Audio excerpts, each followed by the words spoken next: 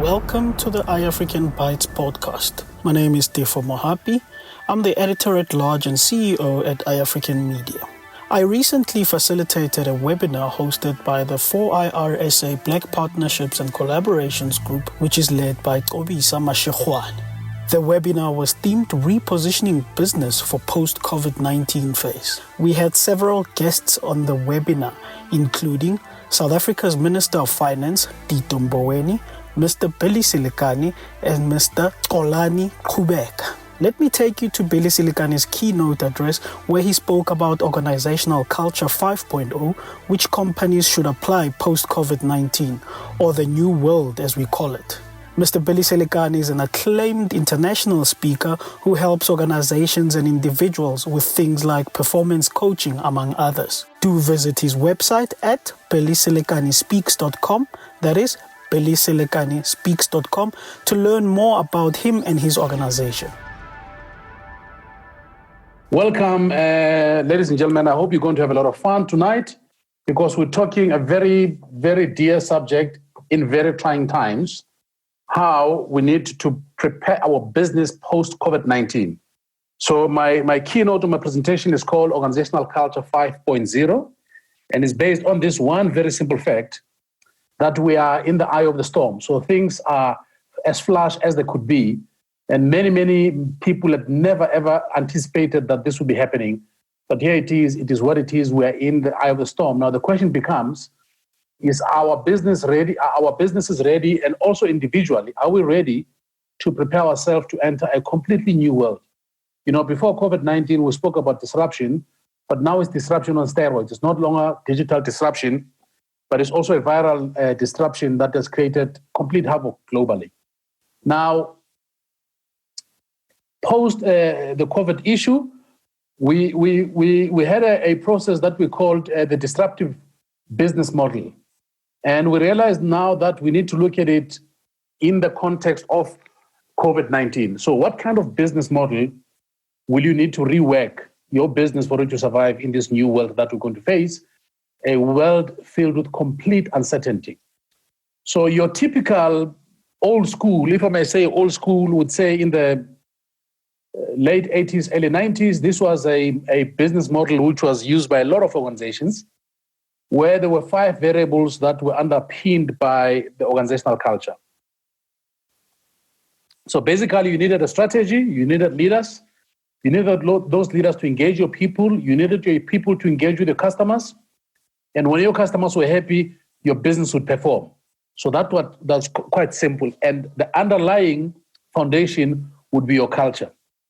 And then Peter Drucker came up with a very powerful concept that says culture eats strategy for breakfast.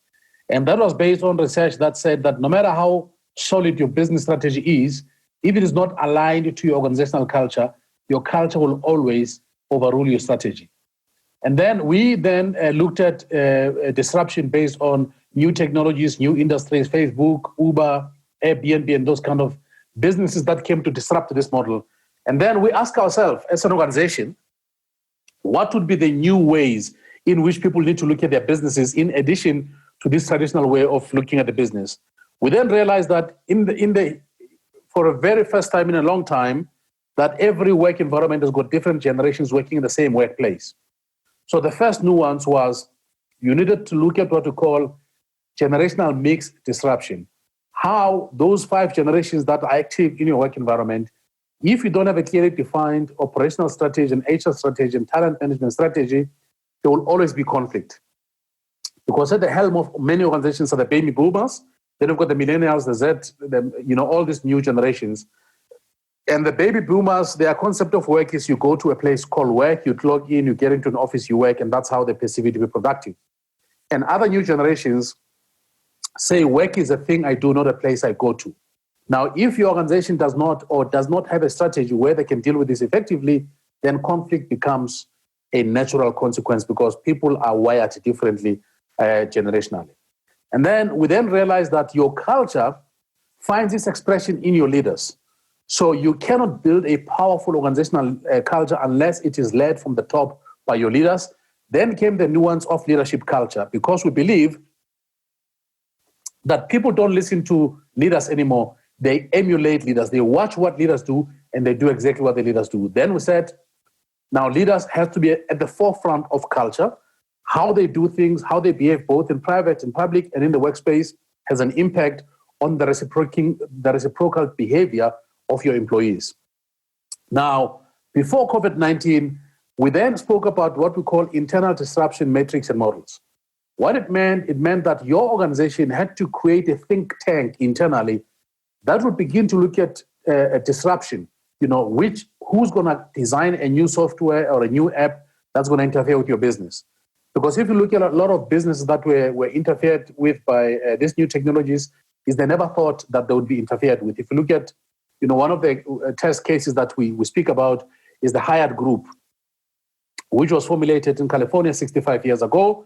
Their market capitalization before this whole disruption was $10.8 billion. Now, the fascinating thing is 11 years ago in the same city, California, Airbnb was started. And when we did the valuation, when the valuation was done of both the organization, Airbnb was a software or an app that allowed people to book multiple accommodations globally. Their market capitalization was over $30 billion. Now, it's fascinating. Here's a 65-year-old company that has got a less capital value than the one which is 11 years old because of the fact that the other ones are disrupted the models of this one. But these ones were too relaxed and too comfortable in their success. They never thought that Airbnb would happen. Same applies to the taxi industry. None of them saw the Uber coming. Same applies to a lot of media. None of them saw blogging coming. None of them saw LinkedIn coming. None of them saw Facebook coming. So if your business does not have a think tank of multidisciplinary people from different departments talking about how you will be disrupted, by the time you try and catch up, the disruption would have happened. Now came COVID-19. Now in this internal disruption and matrix model, there was a big talk, and this was a big talk from CTOs, chief technical officers, that was digital disruption. And people were just talking about it. They were not doing anything about it. It was, strategic this. When COVID hit, we were then forced to see digital transformation coming to life and remote working being the model of the day. Now, if you look at these 4 different nuances that have been added, and the 2 at the bottom are at a very high trajectory because of COVID, we now realize that your business cannot survive thinking or using a strategy that you guys came up with 6 months ago. Your 6 months ago strategy is now completely obsolete. You have to completely rethink it. If you look at hotels, conference centers, if you look at restaurants, all of them had forecast, had all these beautiful things, but overnight, all of those plans have been taken out. So we need to now begin to say, how do we recalibrate our business to make sure that we not only survive COVID, but we are a new organization that will be able to navigate the post-COVID-19 business environment. Now, one of the foremost organizations in the world called the Gallup Group, what the Gallup Group does, they do global research trying to find trends around employee state, how employees feel, whether they engage, whether they like working where they're working, whether they're looking for other jobs and stuff like that. Now, the research I'm going to show you was published about 15, 16 months ago. I can tell you now the statistics have shot up by over 20 to 30%.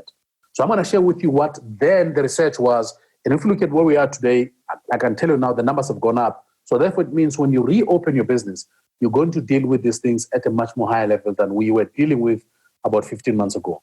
So the research that they came up with, they said that 59% of employees globally, this was not in South Africa, USA, it was a global research. They said 59% of workers feel physically depleted. What does it mean? It means out of 10 employees, 6 of them are feeling very physically tired. When they wake up in the morning, it's a struggle. When they get to work, it's a struggle. They get to work, before they start being productive, they spend about an hour to 2 hours trying to recalibrate their energy so that they can now begin to become productive. And they further said that 59% of them feel emotionally drained. They feel that they come to work, they give so much of themselves, and the organization is not giving anything in return. So they feel like completely tired. As you can see the picture that says, if people feel like, oh my God, I wish I could be going somewhere else, but I have to go to work because I've got bills to pay. The third one was around mental distraction. Now they said 59% of the people that are at work are mentally distracted. So we looked further into what really this means, and we picked up that it means 2 things. Mental distraction is based on the fact that a lot of organizations are consistently chasing deadlines. It's deadline after deadline after deadline after deadline. So people become very distracted. While you're busy with this project, you get pulled to another project, you get pulled to this project. People are chasing sales, people are trying to do customer service. So a lot of organizations are not clearly structured, and therefore that creates a lot of mental distraction from the employee side. The second one, we believe that it is self-inflicted. Why do we believe it's self-inflicted? Because we believe that a lot of people live their lives reactively instead of being proactive. What that means, it means when people wake up in the morning, the first thing they do is to go to their phones, check their Facebook, Instagram, WhatsApp, and all these kind of things. So most of them, they live their life reactively, not proactively. It means they don't shut the world out in the morning and have a particular ritual that can prepare them to face the day differently. We did our own research in South Africa, and in our research in organizations that we work with, both in the private, small and medium size, and in government, our numbers were quite high. Over 90% of people were reactive. The first thing they did when they woke up is to look at their phones. They were not spending time and closing a particular amount of time for meditation, for praying, for gym, for all kind of things to gear themselves and prepare themselves for the world. Just woke up, they're all over the place. And we also pick up when we work with leaders. That's why most of the sessions that we did on strategy and leadership, we wanted them offsite, because onsite people will be rushing to answer that email, meeting this person in the corridor, they've got to respond to this thing. So you find that there's this massive distraction that happens within this environment. The last point that they said people feel that the jobs that they're doing have no meaning or purpose in their life. There's no congruency between who they are and what the organization does. And this we find that it drops a lot of engagement. So engagement drops because people think that organizations are only interested in profit. They're not interested in whether the people who are doing this job are excited, passionate about it, and creating alignment between their personal values, their personal journeys, and organizational journeys. Now, this statistic, like I'm saying to you, as soon as lockdown happened globally, I can tell you now the numbers have increased, because some of the managers that we coach tell us that one of the greatest worries that they have is engagement. They don't know how to keep people engaged when they're working from home. They don't know how to keep them motivated, because suddenly you're at home, you've got to help your child. It's a whole kind of different world, and they're not too sure how to deal with it. So I can tell you now, without any fear, that this number is risen up drastically. So therefore, it means that as leaders, and when I'm talking about leader, I mean anybody who leads a process. Either you work with 2 people, 3 people, 5 people, or 7 people. We are in what the Greeks call the kairos. Kairos means crossroads. We have to make very deep, decisive actions that can either make us survive this era that we're in or get completely obliterated and go out of business. And we believe that every leader should look at the basic of the organization, which is their culture. Is your culture aligned to your strategy, and have you recalibrated your past strategy to give it a new direction of where your organization will be going or where the world is shifting to? So the foundation for this transformation and this change is going to come from recalibrating your organizational culture. Now, a lot of people, when they talk about culture, they think it's a very soft thing. It belongs to HR, but we believe that culture is everybody else's business, because organizational culture means simply the way that you do things in your organization. That's what it simply means. And so how is this culture that we're speaking about shared? We believe that, number one, culture is built through shared learning and mutual experience. So the learning that people have in the same environment and the experience that they have, if you put this together, they then build culture. We believe that culture and brand are 2 sides of the same coin. We say that culture is your internal emotional attachment that people have with your organization. On the other side, brand is an external expression of what the culture is and your ability to attract the right kind of customers to appreciate your brand. So brand and culture, 2 sides of the same coin. The second thing is we believe that culture is transmitted through climate factors and behavioral norms. Climate factors is what kind of climate do your organization have? Is your organization a very warm environment, or is it a cutthroat environment? Are people backstabbing each other? Are there conflicts between departments? And behavioral norms is how, based on the factors that we're faced with every day, we tend to behave in a certain way. And this becomes a way in which culture gets transmitted. And your organization has 2 kinds of cultures. Either have a culture by default, where it just began to happen without you creating it, or a culture by design, where you sat down and you clearly defined what kind of culture you needed to have, and the foundation for that becomes your core values. Now, when we look at culture at a global sense, we say that it affects 8 fundamental parts of your business. But looking at where we are going now post-COVID-19, we believe that there are 4 critical of the 8. There are 4 which are completely critical, which you need to look at. The first one is your strategy implementation. I said earlier on, and I reiterated, that the strategy that you created 6 months ago has become completely obsolete. So it means you need to go back and rework it as quick as you can. But as you rework it, you don't have to question if your culture, because things have changed. People are now working remotely, and there's all kind of virtual teams. Has your culture evolved, or have you looked at your culture intrinsically to make sure that it can support your strategy? The second thing that we believe is going to be quite a tough thing to deal with is customer experience. Suddenly, you don't see your customers face to face. Suddenly, we're on Zoom. Suddenly, we're on Microsoft meetings. Suddenly, we're on all kind of platforms trying to connect with people. Are we going to be able, as organizations, to give those people the same kind of experience? And if the answer is yes, kudos. If the answer is no, what are you going to do to make sure that you create processes that can make sure that you maintain the experience that you gave to your customer pre-COVID, and that the same thing will happen post-COVID?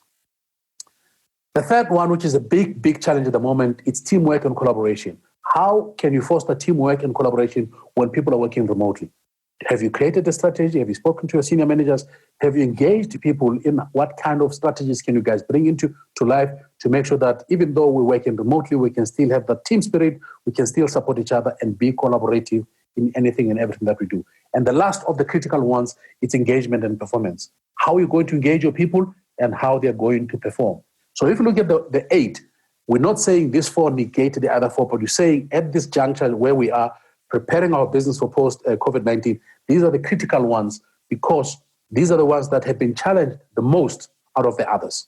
So these are the 4 critical aspects of your culture that you must look at. Now, what then is the new reality that we face in this post-COVID that we're speaking about? We believe that our point of action or our point of talk, our strategy of organizational 5.0 says this one profound thing, that we have to shift from employee experience into human experiences. Because, and a lot of people, when I tell them this, they say, what's the difference between the two? I say, one of the things that COVID-19 was able to do was to dematerialize the world. And what do I mean by dematerialization? Suddenly we were locked down. So if you have a V8 BMW, it doesn't matter. It's packed in the garage. If you have a Hugo Boss, a Giorgio Armani suits, it doesn't matter. They are hanged at the wardrobe. If you are CFO, COO, it doesn't matter because you're working remotely from home. To your children, to your wife, to your husband, you're not the COO, you're just a father and a mother. So suddenly, all these things that we perceived them to be very important at an employee level, they've become absolutely obsolete. So what does it mean? It means we need to raise our game of humanity. We need to show up post-COVID-19 different. We need to show up with more compassion, with more love, with more connection, because clearly we've proven that the things that we've been chasing and the things that we had perceived them to be important, COVID-19 has proven that they mean absolutely nothing. You know, private jets are parked, yachts are not on the river. So all these beautiful things that we spend so much time and so much energy chasing, overnight they became absolutely obsolete because of this process I call dematerialization. So therefore we believe that organizational culture 5.0, it's a shift from employee talk to human talk, from employee experience to human experience. And we believe that building these human-inspired organizations, there are 4 critical things that you need to do. The first thing, we believe that the C-suite, which means your ExCo, your MenCo, have to become visible culture champions when you get back to the place of work. What it means they have to own the culture. They have to be the ones that are the storytellers. They have to be the ones that are inspiring people. They have to be the ones that calibrate a new energy and a new vibration in your business. Second thing that must happen is a lot of you have to re-onboard your people. And statistically, it has been proven that between 20 to 25% of new employees leave their new company within the first 45 days because of failure of a lot of organizations to onboard people correctly. Now people have been in their houses, they've been working remotely, they've picked up new habits, they don't look the same, they look differently, and now suddenly they come at work.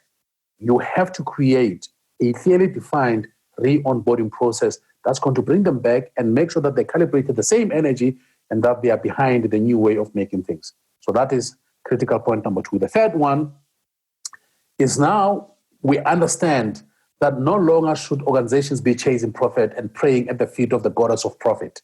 We have to make sure that organizations have a higher purpose.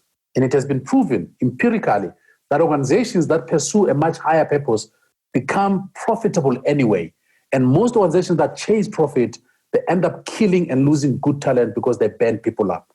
Now, it means you've got to reignite the purpose of your organization so that it has a higher purpose, counteracting the statistic that I shared with you earlier on about people feeling that the job that they do and the organization that they work for does not talk to their purpose and does not give them meaning. So it means there has to be a complete recalibration.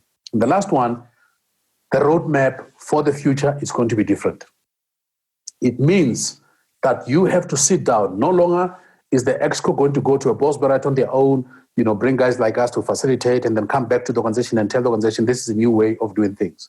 That is not going to work. It means engagement has to be much more robust. Everybody in the organization must have a say in saying what kind of future and what kind of roadmap do we need to rebuild to take our organization back into a place where it can become impactful, it can become productive, it can create a better working environment, and people can be much more engaged and, of course, become profitable. But profit is no longer the first point of call. The first point of call is, if you look at the third point that speaks about the higher purpose, we need to re-look at how our organizations are rebuilt.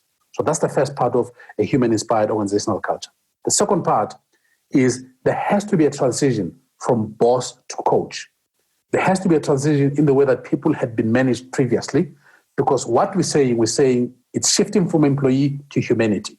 So if you can't do that, I can promise you now, some of your people that have been at home, working at home, they've picked up new skills. Some of them have started side hustles, as people call it. So they are not willing to go into an environment where they're going to be bossed again. That is going to be a thing of the past. But then how do you do that?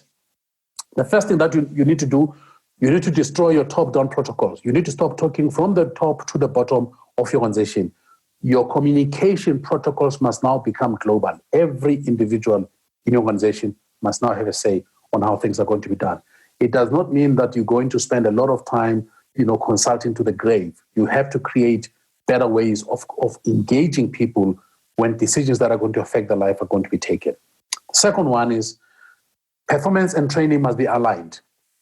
Pre-COVID-19, performance was based on bumps on the seat, time spent on training, not aligned to performance, not aligned to the fact that once you come from a particular training course, you must be able to make a particular impact in the workplace and there must be results. That was never the case. People were attending all kinds of courses, communication courses, being assertive, all kinds of courses, but most of these courses were never aligned to the workplace. And most of them were driven by standards, SAQA standards, NQF standards, and most of these had very little or nothing at all to do with real life work performance. So now we have to say, if we are in the automotive space, if we are in the communication space, we have to make sure that the training that we give our people is training that is going to impact our business now, not something that we're investing in and we're hoping somehow, someday things are going to happen.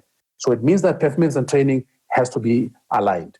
The third one, increased engagement through fire chat processes. What do I mean? We have pause areas in a lot of organizations.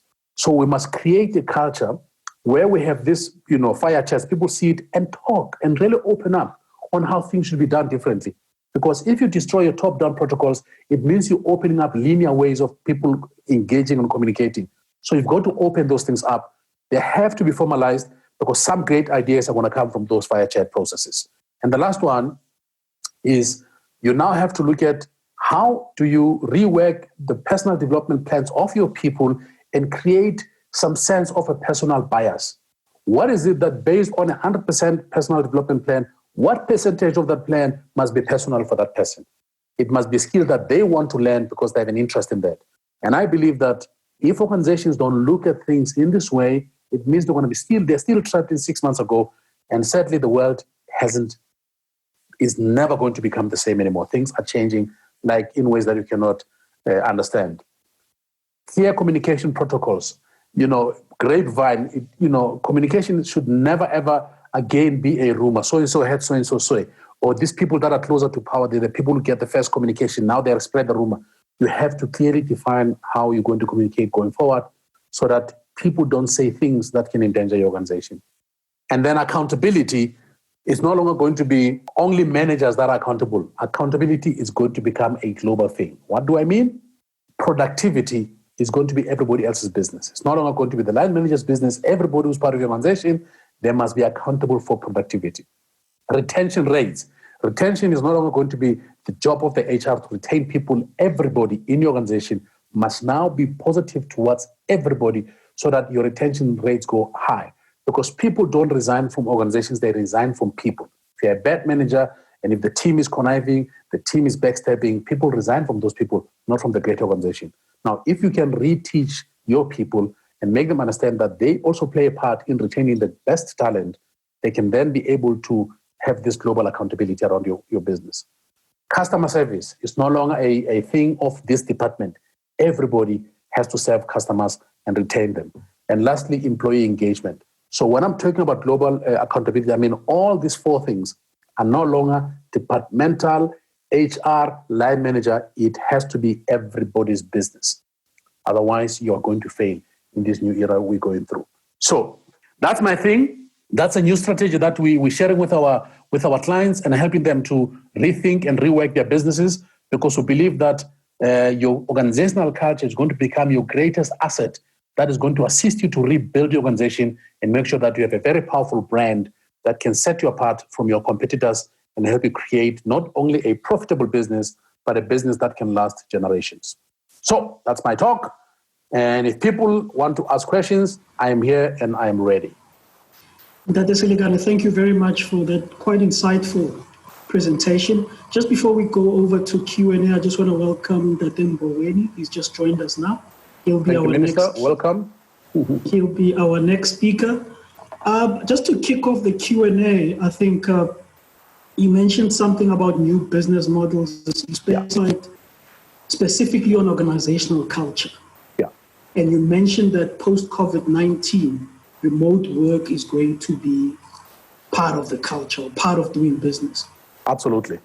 Now, to help all of us attending here, what can you give practical examples of how do we instill organizational culture when people are remote? How do we instill that culture that this is how we do things in this organization? Well, I think one of the first things in building an organizational culture, the foundation for any culture is your core values. Now, your core values, it's a code of behavior. It's how you as an organization behave and individually, especially when nobody's watching you. Now, if your organization does not have clearly defined core values, now when I'm saying clearly defined, there must be a universal understanding of what these values are. First, there must be a clear understanding of what the values are. Secondly, there must be behaviors attached to those values which can be measured and can be part of your employee contract. It can be part of your KPIs or your KRAs. And one of the things that your values must be, there must be what I call committable values. Now, what do I mean by committable values? Now, in a lot of organizations, you'll hear people saying, so-and-so rubs people the wrong way, but they're a top performer. So which means this one individual does bring the numbers, but he's a negative influence on other people. And they say, let's keep him. Now, once you can do that, you are now creating what we call unwritten ground rules, which is a culture by default. And that says our values are just words that we put on the annual report or we put in our reception. They mean absolutely nothing. If you are closer to power or you perform, you can trample the values. Once you do that, your culture will die. You'll then create this culture by default where people that are performing hold the organization hostage.